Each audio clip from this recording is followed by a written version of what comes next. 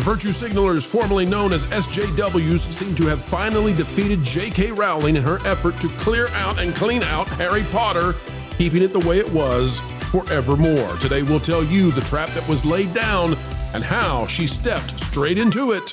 Folks, click the like button, and here we go.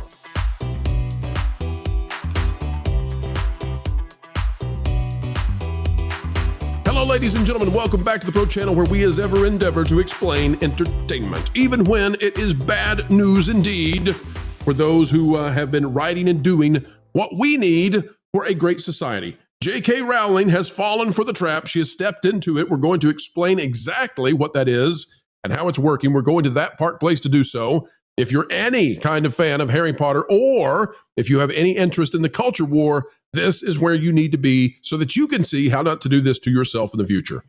The author here, Marvin Montanaro, the title, Harry Potter author. J.K. Rowling fires back after Snape actor Papa Asidue signs letter opposing UK court ruling on gender issues.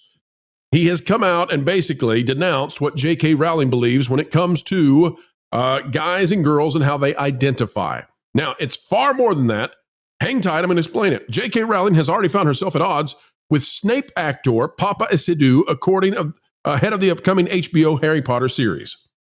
The divide surrounding HBO's upcoming Harry Potter series has deepened, as several Potter franchise actors, both past and present, signed an open letter opposing the United Kingdom's Supreme Court decision affirming that the legal definition of sex refers to biology.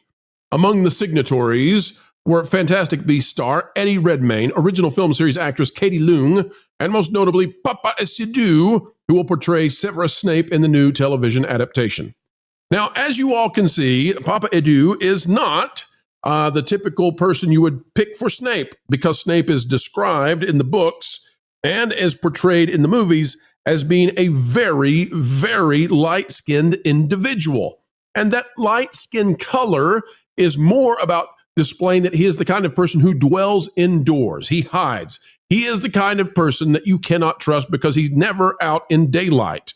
That is what it's supposed to portray, the idea of Snape. He's light-skinned in the same way that Dracula is. However, in this Harry Potter reboot that's happening, guess what? They have race-swapped Snape, and the problem here is different than it usually would be. Because, you see, Snape is not a likable character. Yes, spoiler alert, at the end of the day in the stories, he does do what's right, but he is not still an all-right character. And he is constantly acting in a poor manner towards poor Harry. Now, by doing this change, this race swap, what happens is there will be inherently racial undertones for the entire reboot that will go throughout it. And this takes on a very different meaning than it would have otherwise, because now Snape is a black guy who is attracted to Harry's mom, but was denied, treats poor Harry poorly, and Hogwarts perhaps treats Snape poorly because of the color of his skin. This is the kind of story that it's not wrong, and you can do it, and you can cover it, and it's a worthwhile thing to examine perhaps, but it transforms the Harry Potter story into something different. Now, understanding that that's the racial undertones that will be added to the Harry Potter story, please note this. It now appears that J.K. Rowling was being very careful not to be overreaching in her effort to control this story and who was cast in it. And that is the trap that has been set. By her allowing this to take place, get ready, because we're off to the races for her being stuck.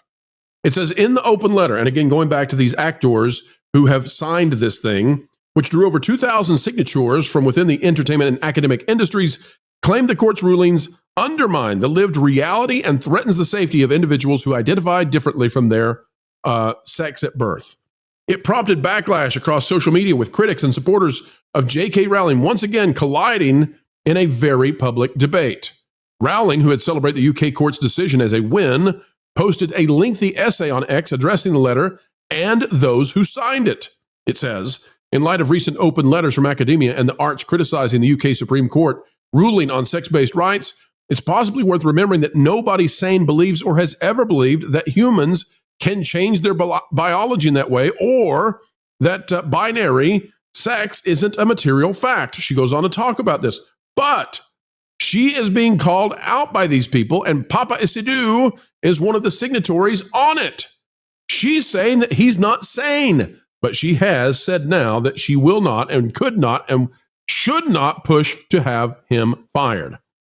Rowling continued saying some argue that signatories of these sorts of letters are motivated by fear for their careers, of course, but also fear of their co-religionists, who include angry, narcissistic men who threaten and sometimes enact harm on non-believers.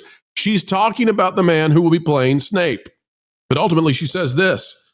She says, I don't have the power to sack an actor from the series, and I wouldn't exercise it if I did.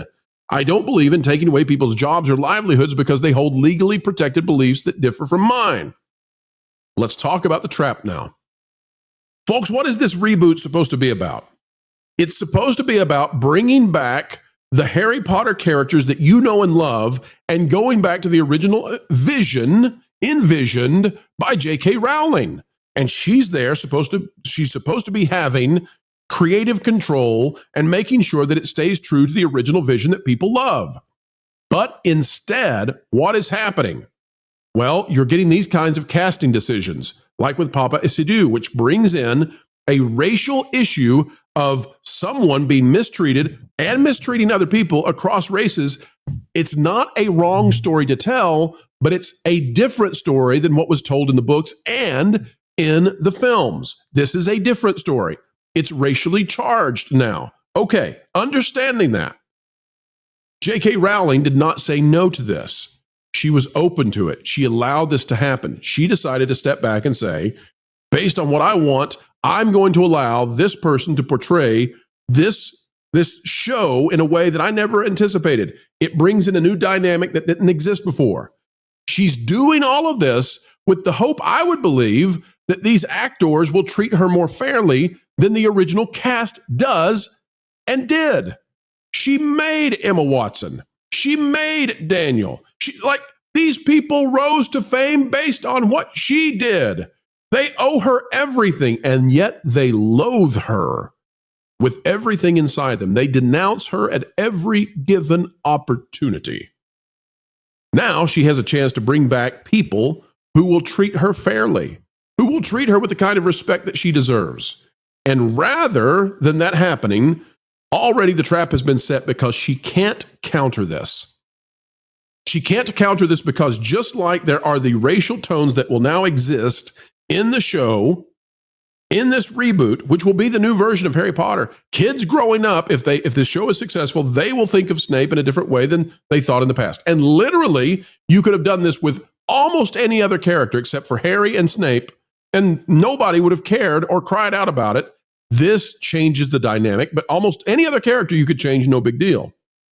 Well, now, J.K. Rowling, should she want to say, this is inappropriate, this guy's crazy, he's attacking me, he didn't have to sign this, he did this just to take a punch at me at the same time that he's joining what I did so that he can make his buck and make his mark. Folks, she can't come out at this guy because it will be claimed, if she does, that she's attacking him for a different reason than saying, oh, this is treasonous to join my show and then go and make such a controversial signing. She's stuck. She opened the door because of the virtue. And again, any other character that gets changed, it really doesn't matter. You can change their race. It doesn't matter all that much. And it wouldn't be a story. And fine, cool. Maybe some of those castings we would have supported and loved. But Snape is a different situation. And now she can't complain about it either without taking major pushback and blowback. In fact, folks, I would just about think that this might have been what was planned out the entire time. I just about think that maybe they knew that this guy is politically charged and active and against her. And she, in her virtuosity, she in her kindness, said, you know what? Maybe there is an opportunity to bring in somebody to play Snape and do this, and maybe that would be an interesting dynamic. Now the interesting dynamic is that she's stuck with somebody who hates what she stands for outside of Harry Potter, probably will let her know about it, and there's yet another generation now of Harry Potter actors who will despise the lady who gave them the good time, the career, the job that they were asking for. What a shame for J.K. Rowling. What a shame. Folks, making it clear though, again, you could have done what they call a race swap with almost any other character, and it would not have mattered. It would have been cool. But Snape does something different in the show, and that has trapped J.K. Rowling now and how she can respond to what is the issue they continue to use to take her down. The most powerful and creative woman in the world. They hate strong women. All right, folks, that is the video for this afternoon. We have the Pro Show coming out at 9 p.m. Eastern tonight, where we will be covering the Disney stock situation. They just announced a brand new Disney World, a Disneyland.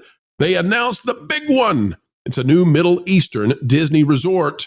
Can the stock hold above 100? That's the question. And we'll be paying very close attention to whether or not it will do well in the future. If they announce a huge new Disney resort and the stock does not go above triple digits over the next days, it's a horrible look for Bob Iger. We'll also talk about whether or not Josh D'Amaro is now the default CEO of the company. We'll give our thoughts. See you then. Until then, like, share, subscribe, click it, stick it to the algorithms. It is the notification bell. Drop a comment down below. Let us know your thoughts. Folks, you're appreciated. We love having you here. Thanks for being here. Until the next time, keep learning, keep growing, and keep having fun. Good night, game over, drive home safely. Folks, this video is done. But before we all head home, we only ask one thing. Folks, as you get ready to head on out, consider clicking that like button, share, subscribe, click it, stick it to those pesky algorithms. It is the notification bell. Drop a comment down below and share your thoughts, for a mind is a terrible thing to waste. Waste not that beautiful personality of yours. And folks, we would say as you get ready to head out the door, that it has been an honor to spend time with you, an attitude of gratitude each and every time that you elect to join together with us. Breaking bread and breaking entertainment, well, the industry. No, we like entertainment. It's the industry that irks us sometimes. Well, it was a good time. We hope you had a good time. Folks, until the next time, keep learning, keep growing, and as always, keep having fun. Hey, Floral, guess what? You put a fork in Pro's microwave again. No, that was yesterday. I don't know that what. Oh, I've decided to give up on torturing Jonas. What? Why? In the same way the cat sleeps like 20 hours a day, that was like your purpose. I know, but I've decided there's bigger fish to fry. Okay. Like Lorne. I mean, think about it. Everybody loves him. He's a fan favorite, and frankly, he has almost no weaknesses I can find. Except that he's really smart. So, you want to annoy the one panelist without a single flaw, because he's smart. Yeah, like that winged statue at that fancy Paris museum thingy. I want to break the one thing that everyone loves most. Right. So, kind of like the opposite of Rachel Zegler. Yeah, exactly. And I get to see her all the time at family reunions anyway. You get to see Rachel Zegler? Yeah. I mean, she's a total troll. Lives under a bridge, harasses billy goats, the whole 9 yards. It all makes sense now. Speaking of which, maybe she'll get me... I'm gonna call her on my... I'm gonna call her and see if she'll be in the next Indiana Jones. She should be the next Indiana Jones. That'll totally destroy Lord. He loves Indiana Jones. Oh, that's cruel.